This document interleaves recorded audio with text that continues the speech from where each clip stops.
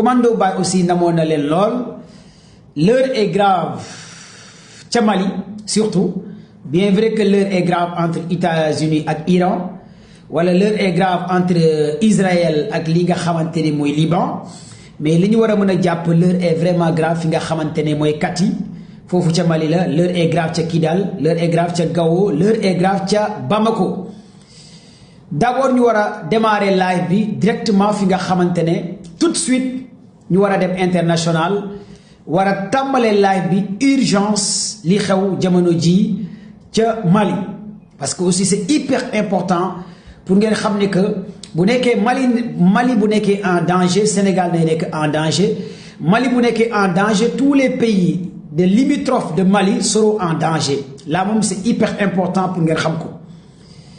kon képp koo ne li xew Mali engagé wu la wala intéressé wu la je pense que bel et bien t'as pas compris. Deuxième partie bi nañ doog a ñëwaat ci Iran États-Unis troisième partie bi ñëw ci Sénégal libération Farba bi nañ ci wax CENTIF OFNAC nañ ci wax la facilité justice Sénégal nu muy libérer gars yi nañ ci wax rapport yi am na wala amul dinañ ci wax ci deuxième partie bi mais bëgg naa balaa dara xew balaa ñuy wax ci deuxième partie bi wàllu libération wàllu L29 L30 mais première partie bi dañuy dugg fi nga xamante ne mooy lii di Mali. D'abord gars yi balaa dara xew nag bëgg naa yéen ñëpp ngeen partager maximum le live partager leen tapoter leen ngeen partager le live d'abord Mali li ngeen war a njëkk a comprendre dañuy leen di indil un peu historique li nga xamante ne mooy Mali parce que ñu bëree bëri comprendre li xew nii jamono ji may wax ak yéen ca Mali bu nekkee le volume est bon ñu indi un peu historique expliquer leen géopolitique géostratégie géoéconomique géographie li nga xamante ne Mali dañu dugg tey ci guerre bii nga xamante ne dugg nañ ci bu nekkee le volume est bon ci commentaire yi ngeen wax ma ok le volume est bon on démarre vite fait ngeen tapoter partager joxe cadeau yi cœur yi fleurs yi c'est ok la 6-3 j'aime bien la 4-3 la 4-1 la 4-2 les soldats je suis au garde-vous hein. Mes respects à tous les jambars de la nation mes respects aussi à tous les fantassins les bifers les soldats les commandos mes respects encore de plus mes respects encore à tous les amoureux de la géopolitique. D'abord lu tax Mali l'heure est grave en Mali très grave urgence Mali gars yi partagez leen live mu gaaw gars yi partagez leen live s'il vous plaît mu gaaw l'heure est grave ca Mali parce que li ma leen nar a wax ci Mali je pense que du ngeen ko dégg fenn donner information yi ma leen war a jox ca Mali je pense que du ngeen ko dégg fenn bu dul live commando de Baye je m'explique xam ngeen ne Mali daa am lu ñuy dippee les accords Alger yi amoon en l'an 2015 ñi nga xamante ñu ngi doon suivre les accords Alger en l'an 2015 le 15 mai l'an 2015 Mali sous Ibrahima Boubacar Keïta mi fi nekkoon président Mali dafa signé lu ñuy dippee accord Alger en l'an 2015 il faut que ngeen comprendre un peu historique lan moo indi terroristes yi djihadistes yi lan moo indi coup d'état bi ñu doog a dugg fu guerre bi toll ak lépp pour ngeen war a comprendre. Les étudiants les élèves ci commentaires yi. Commerçants yi étudiants yi élèves yi ñi def terminal troisième ñi bëgg a comprendre un peu ñu expliquer leen et c'est hyper important pour ngeen xam un peu géographie Mali d'abord bu ñu jëlee superficie Mali ci yaatuwaayu Mali moo gën a yaatu France bi ngeen gis ni Mali moo ko gën a yaatu yaatuwaayu Mali moo gën a yaatu Sénégal moo gën a yaatu France kon Mali ci réew yi nga xamante ne ñoo nekk Afrique de l'Ouest Mali moo ci gën a yaatu c'est hyper important pour ngeen xam superficie bi Mali yor bu yaatu la muy benn ñaareel bi lépp luy ressource naturelle minière li Mali am amul benn réew bu nekk tey Afrique bi am li Mali am ci wàllu ressource que ça soit muy coltan que ça soit muy thallium que ça soit muy fer que ça soit muy phosphate que ça soit muy zircon bi ñuy defaree arme nucléaire tous les ressources naturelles yi am Mali amul fenn surtout zone bi ñuy dippee Kidal ci Afrique de l'Ouest c'est hyper important pour ngeen xam yan ressources la Mali regorgé le 15 mai l'an 2015 le 20 mai l'an 2015 les accords Alger ca Algérie Ibrahima Boubacar Keïta mi fi nekkoon président Mali jamono jooju au nord du Mali le groupe terroriste bi tey tudd FLA mooy Front Libération Azawad ñoo tuddoon jamono jooju MNLA est-ce que le volume est bon la famille est-ce que vraiment vous m'entendez parce que tey dama bëgg a def réel géopolitique Mali et ça va vous guider ngeen enregistrer partager tagg couper pour su ngeen pare ngeen comprendre dëggantaan lan moo indi problème bii est-ce que problème bi mën naa dem de Sénégal dugg ci rebelle yi dugg Sénégal wala dugg Mauritanie wala dugg yeneen réew yu frontalier ak Mali et cetera dinaa la ci expliquer pourquoi l'heure est grave danger bi doy waar ak lan moo tax ñu ne européens yi ak ukrainiens yi ñooy instructeurs yi formé terroristes yi pourquoi ñu ne européens ak waa Ukraine ñooy formé rebelles yi pourquoi on vous donne des informations réelles lépp li ngeen bëgg a comprendre l'heure est vraiment grave ca Mali d'abord en 2015 accord Alger yi nga xamante ne président bi fi nekkoon mu ngi tudd Ibrahima Boubacar Keïta di ko signé woon ca Alger accord yooyu lan la woon pour alliance bi amoon MNLA bi nekk tey FLA ak li nga xamante ne mooy MPQA ak li nga xamante ne mooy état islamique tey état islamique boo remplacé tey Djinn tous ces branches ak li nga xamante ne aussi mooy les Touaregs ñoom ñoo créé woon 3 branches bi nga xamante ne ak des alliés radicaux jamono jooju presque mën naa ne jëloon nañ 1/3 voire 2/3 lépp lu nekkoon ci Gao ca Kidal terroristes yi djihadistes yi jëloon nañ ko en 2015 c'est hyper important pour ngeen comprendre loolu en 2015 presque moitié Mali terroristes yi djihadistes yi jëloon nañ ko je répète la famille est-ce que vous m'entendez je vous parle en 2015 la moitié de Mali a été pris presque par les djihadistes en ce moment qui était le président de Mali c'était Ibrahima Boubacar Keïta. Il y avait des accords Alger qu'on avait tenus à Alger en l'an 2015 sous la supervision d'Algérie et certains pays européens. Ces accords Alger ont créé la fin de ces manœuvres des terroristes, des djihadistes sous le régime de Ibrahima Boubacar Keïta qui faisait un deal. Ils ont deal avec les terroristes. Moi, Boubacar Keïta avec les Européens. Djamono Djodjou, l'armée française était à Mali Kidal. Armée Afrique bi ONU envoyé woon mu ngi woon Mali armée Onussi mu ngi woon Mali Barkhane mu ngi woon Mali amoon na plus de 3 branches armées bu nekkoon Mali en 2015 ginnaaw bi nga xamante ne terroristes yi nangu woon nañ nooru Mali avec armée Mali muy 4 armées c'est hyper important pour ngeen xam loolu la géopolitique en 2015 bi terroristes yi di jël Mali carrément en 2015 sous Ibrahima Boubacar Keïta jamono jooju armée française mu ngi woon Mali fees fa dell am tous les moyens de renseignement en 2015 armée ONU mu ngi woon Mali Bangar mu ngi woon Mali armée bi nga xamante ne ONU moo ko fa yónnee woon muy Afrique mu ngi woon Mali ak armée Mali jamono jooju armée Mali la France avait dit Mali du survoler Kidal lii moo nekkoon lu contrat bi Ibrahima Boubacar Keïta signé woon ak li nga xamante ne mooy armée française jamono jooju armée Mali ton droit survoler Kidal ñan ñoo fa nekkoon mooy armée française ñoo nekkoon fi nga xamante ne muy Kidal c'est hyper important pourquoi armée française waxoon armée Mali amul droit survoler Kidal maanaam armée Mali amul droit utiliser ay drone biir Kidal seen avion yi waruñoo survoler Kidal yow nga moom sa réew nga moom sa ville nga moom sa région tubaab bi lay jàppale ñëw ne la dama lay jàppale ci guerre bi waaye fu ma lay jàppale ci guerre bi yow armée bi moom réew mi yow doo ñëw fi ma taxaw di la jàppale lii moo xewoon entre la France et Mali jamono jooju en 2015 2020 2015 2016 2017 2019 ba 2020 est-ce que vous m'entendez la famille parce que li ma leen di expliquer damaa bëgg élèves yi étudiants yi ñu bëgg a comprendre réel géopolitique Mali balaa may ñëw ci lu xew jamono ji ma expliquer leen un peu historique ngeen comprendre lan moo xewoon ca Mali pour ngeen xam liggéey bi nga xamante ne jamono ji Assimi Goïta mu ngi koy def ca Mali parce que instant yi Assimi Goïta li muy def ca Mali musul am ca Mali est-ce que vous m'entendez si vous m'entendez partagez le live parce que j'ai reçu beaucoup de messages les étudiants yi élèves yi ñu ne commando baay jàppale ñu un peu ñu comprendre Mali djihadistes yi terroristes yi un peu pour ngeen xam ndax mu ngi avancé wala avancé wul ak fu mbir mi toll parce que nag mënuñoo xewle ñun Afrique may dugg Iran balaa may dugg Iran foog ma expliquer leen un peu ngeen xam lan moo xew ca Mali kon gars yi partagez leen live s'il vous plaît d'accord on signale le live te li may wax c'est hyper important pour vous les élèves pour vous les étudiants pour oustaz yi pour kilifa diine yi pour sëriñ si ngeen mën a comprendre un peu Mali parce que bëri na ay manipulations yu ci nekk y a des brebis galeses y a beaucoup de gens qui parlent sans maîtriser la géopolitique de Mali la géographie de Mali la géostratégie de Mali la géoéconomique de Mali et c'est hyper important aussi pour comprendre ban armée moo nekk Mali ak Mali mooy lan ak yan ressources ñoo nekk biir Mali kon gars yi partagez le mu gaaw s'il vous plaît d'accord ma de on signale la live ba léegi te li may wax da leen di intéressé surtout xale yi jigéen yi élèves yi étudiants yi parce que sujet bi mën na génne examen ak oustaz yi def ay conférence di waaraate pour ngeen am ci lu ngeen jafandiku kon gars yi partagé leen mu gaaw s'il vous plaît tapoté leen gars yi tapoté leen live bi on signale live. Je suis vraiment désolé de vous le dire hein. Je vous parle de la connaissance de la géopolitique, de la géostratégie, mais vraiment on signale live. Après Mali, je vais revenir un peu sur Iran, États-Unis, Israël, Détroit d'Ormuz, maa ngi fay ñëw léegi. Après Détroit d'Ormuz, Cap sur Sénégal, parce que tey war naa wax lu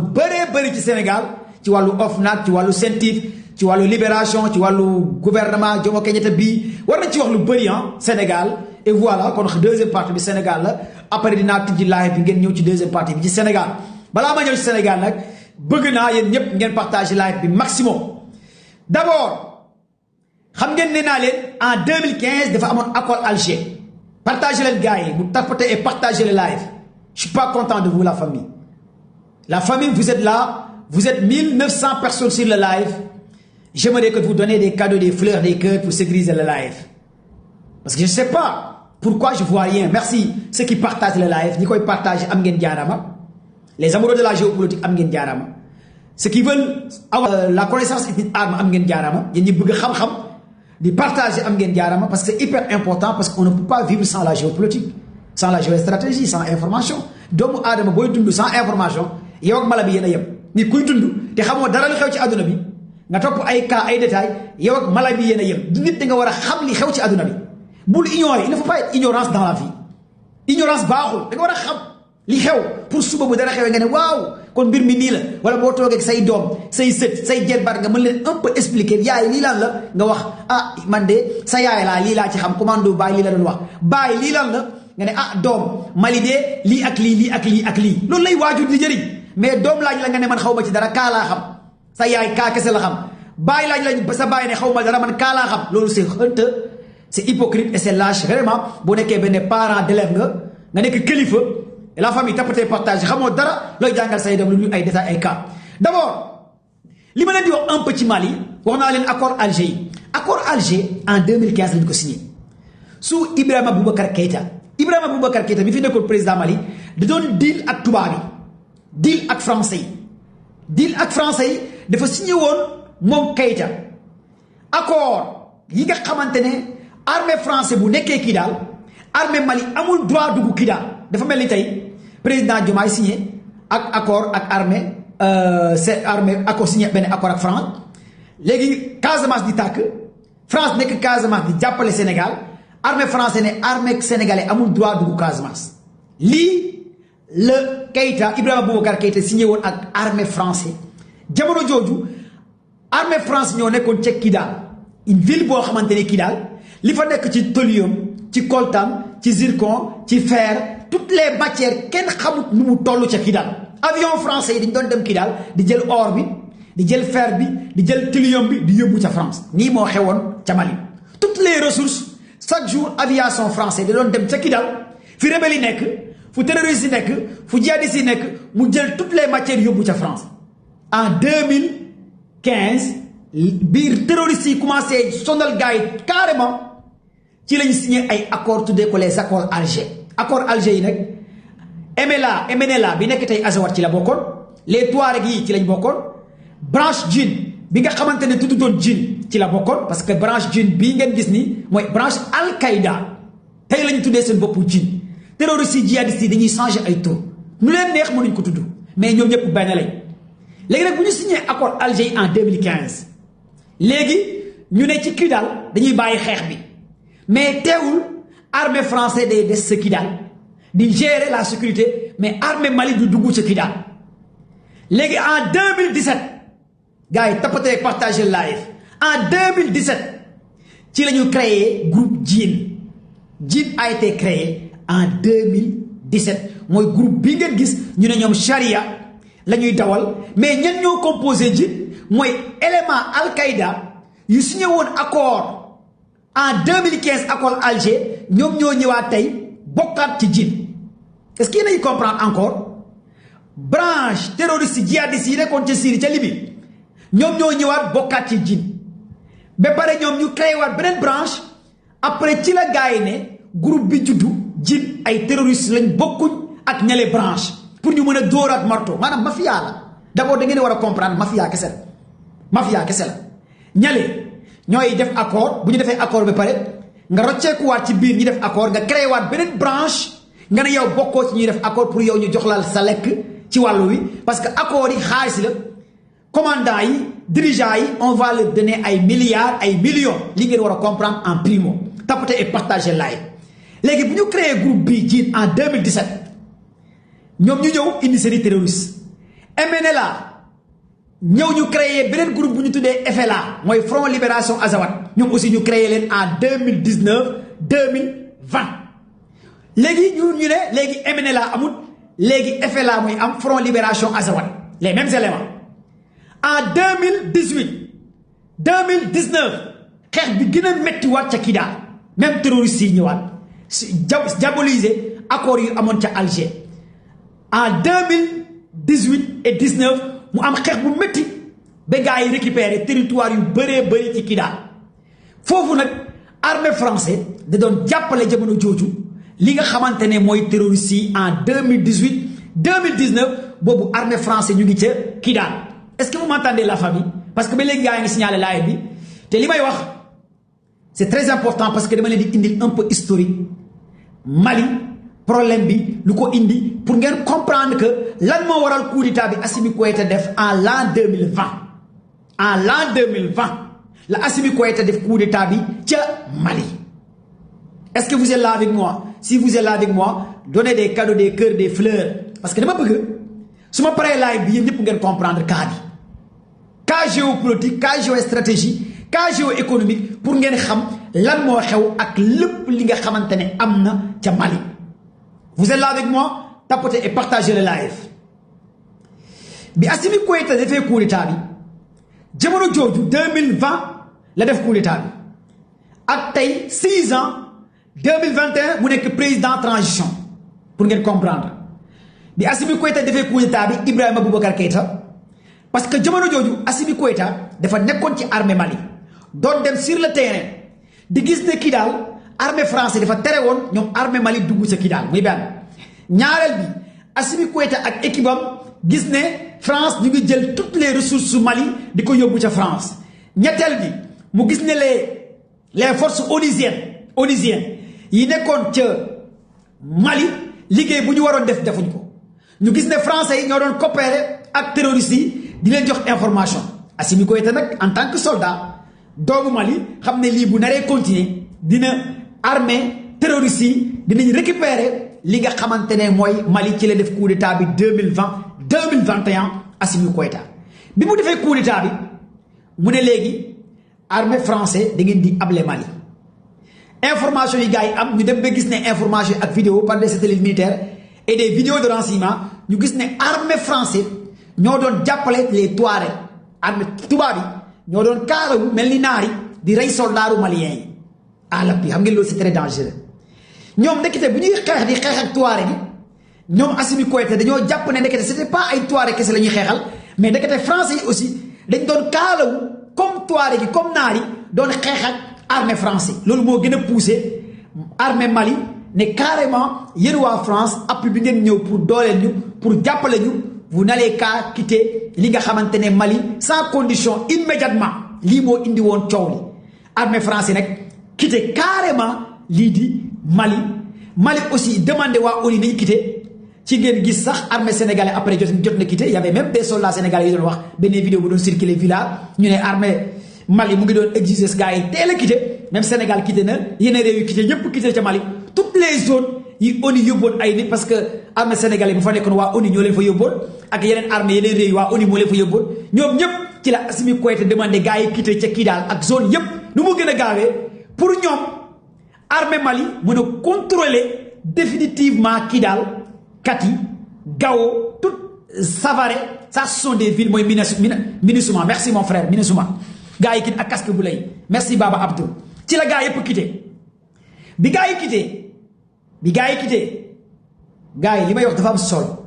et c'est hyper important li ma leen di wax yéen ñëpp yéen a ngi fàttaliku 2 ans ci ginnaaw Mali jëloon na ay image vidéo ay données d'information dem porter plainte li nga xamante ne mooy France ca ONU amul benn africain bu ci wax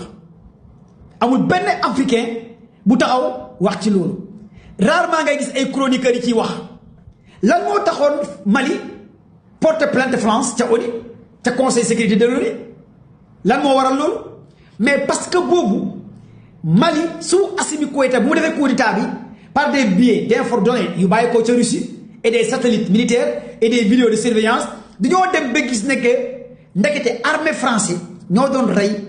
ay soldats maliens armée français ñoo doon jàppale les Touaregs ci information ci données ñoo doon kaalawu ci la gars yi am image yi am vidéo yi ci la gars yi rey ay quelques Touaregs bu ñu reyee Touareg yi ñu dindi seen kaala yi ñu xam ne ndekete ñii duñu ay naar ay tubaab lañ ay tubaab yu xonq ñoo doon kaalawu mais li naar yi taxaw di xeex ak soldats maliens yi ci la gars yi am image yóbbu ko ca conseil sécurité de l'ONU et c'est hyper important pour ngeen xam loolu la gars yi jël image yi yóbbu ko ci conseil sécurité de l'ONU ñu porter plainte li nga xamante ne mooy France mais plainte bi fan la yëpp ONU jël loolu yëpp information yu Mali indi yëpp dugal ko ci tiroir yi attewul jugewul lijjantiwul sax plainte bi nga xamante ne Mali porte na ko plainte la France ci conseil sécurité de l'ONU loolu c'est très important pour ngeen fàttali ko foog ngeen xam ne que Mali dafa porter plainte France avec données d'image information xam nga nit aussi c'est pas que tey lii day xew rek ñëpp naan non c'est la fin Mali wala nangam sangam di wax loo xamante ne soit maîtriser wu leen ko wala xamu leen ko di attaquer Mali di attaquer gars yi alors que Mali ay jàmbaar lañ et Mali ne tombera pas et Mali ne va jamais tomber encore de plus Mali ne tombera jamais mes frères et sœurs africains Mali ne tombera jamais mes frères et sœurs de l'AES et Mali ne va jamais tomber si Mali tombe l'Afrique va tomber et l'Afrique de l'Ouest va tomber encore de plus loolu dafa war a leer il faut ngeen xam ko d'abord bés bu Mali daanoo bépp réew bu frontalier ak Mali da ngay daan loolu moom amut ñaan amut leneen lii foog ngeen xam loolu te Mali du daanu te Mali ne va jamais tomber encore de plus on est de tout cœur avec vous parce que vous êtes les meilleurs armées Mali les femmes vous êtes des meilleurs encore de plus la résistance encore la résistance les Maliens ci la Assimi Goïta dajale renforcer armée Mali récupérer waat Kidal mais Kidal bi ko récupérer mais armée Mali moo récupérer Kidal mais armée française demee ci la armée Mali récupérer Kidal éliminer toutes les bastions des terroristes des djihadistes des rebelles armée Mali récupérer Savare armée Mali récupérer Touareg armée Mali récupérer Gao mais come on il faut que ngeen xam un peu historique bi kon armée Mali fait partie parmi les meilleures armées de l'Afrique mention spéciale à l'armée Mali armée Mali seul moo récupéré sans appui bi ONU génnee MINUSMA génnee ONU génn France génn seul armée Mali ñoo récupéré plus de 4 grandes villes yu terroristes yi nekkoon sous Assimi Goïta loolu fii la ñu fekk ñu xam ko ñu gis ko kon félicitations à armée Mali léegi nag la grande question qui se pose mooy lan moo créé lii am le 25 avril bi passé l'an 2026 ba ñu rey ci Sadio Camara lan moo ci créé lii gars yi partagez leen vidéo bi ngeen déglu fii c'est hyper important tapotez et partagez la vidéo maximum je vous explique lan moo indi le 25 avril bii ak li xew ak lan moo xew ginnaaw bi Mali dàqee ñëpp di coopérer avec Africa Corps avant Mali di coopérer Africa Corps les Wagner ñoo fa nekkoon avec Pigochi mi décédé les Wagner sont des armées privées russes Wagner du armée nationale russe il faut ngeen comprendre loolu un peu j'ai vu des lives des soi-disant chroniqueurs xaw ma journalistes ñu ne non armée Russie moo fa dem nangam sangam armée Russie demul Mali Russie dafa am lu ñuy woowee armée privée comme privé Wagner armée privée la Africa Corps bi nekk ca Russie privé la loolu foog ngeen xam ko du armée nationale Russie dafa am ay partenaires privés ñu tudd Africa Corps ñoo remplacé les Wagner de Prigoji moo leen doon diriger mais Prigoji il a été dafa décédé ci benn scorch avion bu am hélico ñu bëri nee nañ Prigoji gars yi dañ koo rey et cetera j'en passe mais moom moo dirigé woon les forces Wagner armée privée la bu Russie créé loolu foog ngeen xam ko privé la et voilà privé yooyu sax ensuite détenu politique prisonnier gangster te loolu moo remplacé lu ñu defee Africa Corps jamono ji moo nekk ca Mali ñu signé ay partenaires accord avec armée Mali seul Africa Corps ak armée Mali instant yi moo nekk di jàppale Mali ci guerre bi léegi nag lan moo indi est-ce que vous m'entendez bien parce que ba léegi gars yi signalé live bien mais followers merci à l'assistance technique TikTok de sécuriser le live et de bien protéger le live TikTok merci mes amis mes followers mes frères et sœurs merci parce que j'aimerais vraiment que certains étudiants, élèves, commerçants, marabouts puissent un peu comprendre la géopolitique de Mali, la géographie de Mali, la géoéconomie de Mali, la géostratégie de Mali et l'armée Mali et l'industrie de guerre Mali. 5 piliers, c'est hyper important pour que vous puissiez comprendre un peu la moyen Mali d'abord. Bala ngay dal di classe di wax ci Mali lo xamantene maîtriser wo ci dara di yak sen image pour ngeen comprendre. Légui la nuit du 25 avril l'an 2026 daa benn attaque bu am ca Mali attaque boobu lan moo tax attaque bi am j'ai eu des gens qui disent que l'armée Mali est faible sur renseignement parce que les renseignements ont failli leur mission c'est pourquoi l'alliance des FLA Front Libération Azawad Djinn ak Touareg def nañ benn attaque parce que l'armée Mali a failli des renseignements d'information mes frères et sœurs États-Unis bi Ben Laden di attaqué États-Unis di Daniel Jimeli di rey plus de 3000 personnes en 2001 xaw ma 2021 ana renseignement américain yi bi Oussama Ben Laden di bombarder les jumelles États-Unis Oussama Ben Laden bu muy wàccee États-Unis live da 11 septembre lan la woon gars yi je m'explique 11 septembre lan la woon 2021 la wala 2001 merci la famille boobu ana renseignement États-Unis Bobo, est-ce que les États-Unis a failli sa mission? La grande puissance, technologie, donnée. Des terroristes ont failli tuer plus de 3000 personnes en 2001 aux États-Unis d'Amérique. Oui, premier élément. Les attentats qui ont tenu en Allemagne, combien de personnes? Les attentats en France, les attentats qui ont en Iran. La fois passée, Israël attaqué l'Iran. Décapité Mouttaba Khamenei, décapité Ali Khayjani, des dirigeants bir Iran. Iran mi nga xamantene ku ko xam ci donner information ak lepp Iran nga xamne Russie mo koy jox information ak Chine ñu attaquer ko décapiter ay dirigeants lan la mujjé Iran riposté wu récupérer territoire kan mo gëna puissant Iran Syrie barke demb bi gaay di attaquer Bachar Assad diko daanel ñan ñoo attaquer Bachar Assad sont des groupes terroristes composés par branche Al-Qaïda branche État islamique branche radicale Djinn branche radicale Front Libération Azawad gaay des fois c'est hyper important de dégager quelques critères avant d'attaquer Mali. Même attaque dans ces pays-là. Mais ni attaque buna amé États-Unis, muna amé Sénégal, muna amé Mauritanie, muna amé Kiyéré, muna amé Fenen, mais attaque muna ko préparer. Muna né sama réew kenn du ko attaquer. Kon li am tay Mali, attaque bi am la nuit du 25 avril l'an 2026, mais il y avait des infiltrés à l'intérieur de Mali. Déglu ngeen discours Assimi Goïta bi y avait des éléments yu nekk ci armée Mali yu trahir mafia bi yi jaay gaay yoo xamante ne ils sont des vendus yoo xamante ne ils préféraient que l'argent que défendre la patrie Mali ñi jaay Mali une attaque coordonnée de 12 000 soldats d'après les renseignements russes 12 000 soldats